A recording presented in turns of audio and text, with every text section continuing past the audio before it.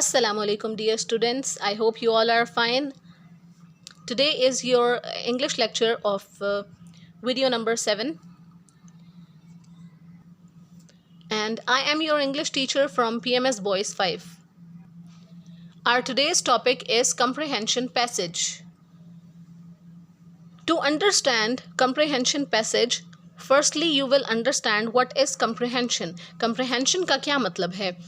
Comprehension passage को समझने के लिए सबसे पहले आपको समझना पड़ेगा that what is comprehension. Comprehension कहते हैं एक पैराग्राफ को. फॉर एग्जांपल आपने एक यूनिट पढ़ा पेंगुइन वाला. You read that unit and you studied that unit.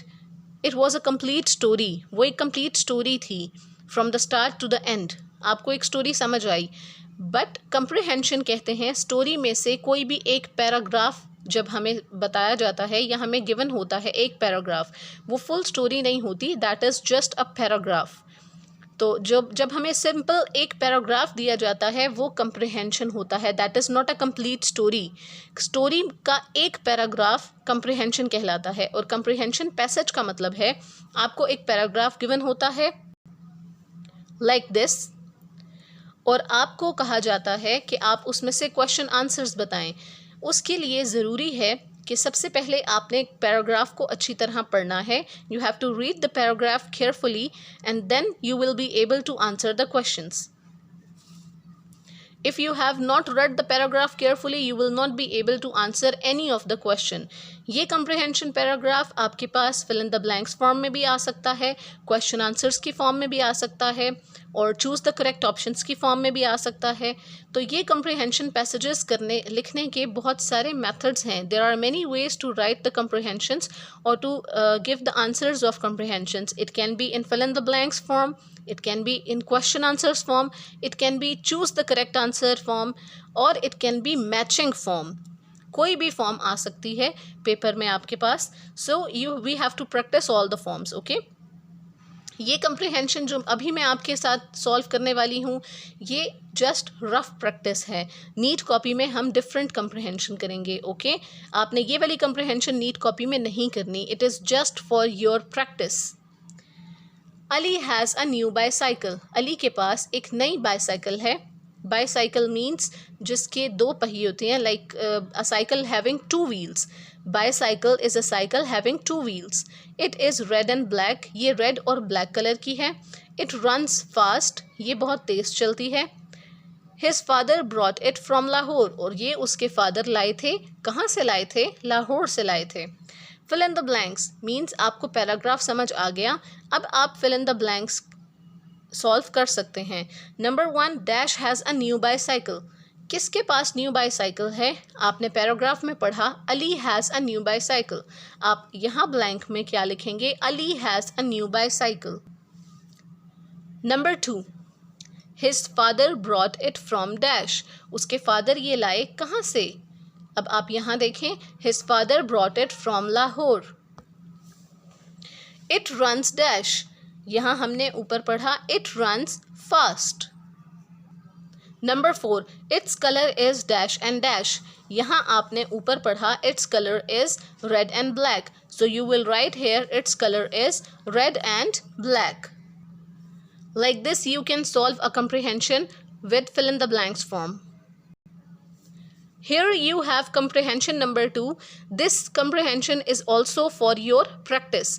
वो comprehension भी आपकी सिर्फ प्रैक्टिस के लिए थी और ये comprehension भी आपकी प्रैक्टिस के लिए है. Previous comprehension was in the form of question in the form of fill in the blanks. Now this comprehension is in the form of question and answers. My name is Ahmed. मेरा नाम अहमद है. My father is a doctor. मेरे बाबा doctor हैं. He works in a hospital. वो hospital में काम करते हैं.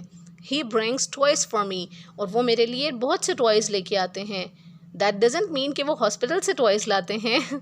Obviously वो जब बाहर जाते हैं तो वो अपने बेटे के लिए बहुत से टॉयज़ लाते हैं. We watch cartoons together. और वो हम सब मिलके कार्टून्स देखते हैं. मैं और मेरे बाबा मिलकर कार्टून्स देखते हैं. I hope the passage is clear to you. Number 1 question is what is the name of the boy? आपने पैसेज पढ़ा, इसमें बॉय का नेम क्या था? The name My name is Ahmed. Boy name is Ahmed. So you will write the name of the boy is Ahmed. Number 2 question is what does his father do? उसके father क्या काम करते हैं? अब हमने passage में पढ़ा था he works in a hospital. He works in a hospital. Number 3 question is what does his father bring for him? उसके फादर उसके लिए क्या लाते हैं? Here Ahmed is saying he brings toys for me. तो यहाँ हम लिख सकते हैं his father brings toys for him. Like this you can solve different comprehensions. Now come to your neat copies. Now in your copies you have to draw a straight margin line and you have to write today's date. Now you have to write topic, comprehension passage, and you have to double underline it like this. Make sure your pencils must be sharpened well. Like this you have to write a complete comprehension passage. I heard the ringing of my alarm clock. मैंने alarm clock की आवाज़ सुनी. It was morning. सुबह हो चुकी थी. I realized मुझे एहसास हुआ that my little journey कि मेरा छोटा सा trip was just a sweet dream. एक प्यारा ख्वाब था.